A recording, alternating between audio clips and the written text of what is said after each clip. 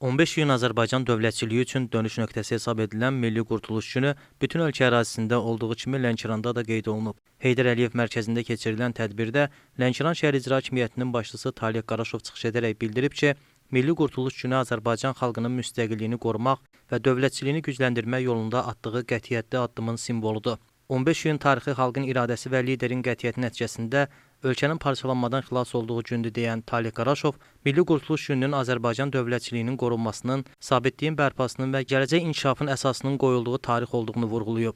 İcra başçısı qeyd edib ki, bugün müstəqil Azərbaycan dövləti Prezident İlham Əliyevin rəhbərliyi ilə Qurtuluş yolunun bəhrələrini yaşayır, dünya birliyində öz layiqli yerini tutur.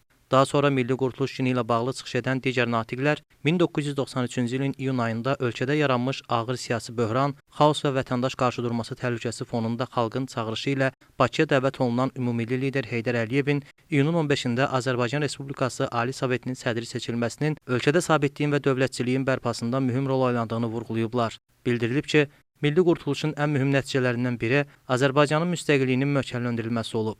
Ulu öndərin rəhbərliyi ilə həyata keçirilən siyasət ölkəmizin inkişaf strategiyasının əsasını təşkil edib. Qeyd edək ki, Milli Qurtuluş Günü ilə bağlı rayonun təhsil, mədəniyyət, gənclər, səhiyyə və digər müəssisələrində silsilə tədbirlər keçirilib və Ulu öndərin abidəsi ictimaiyyət nümayəndələri tərəfindən ziyarət olunub.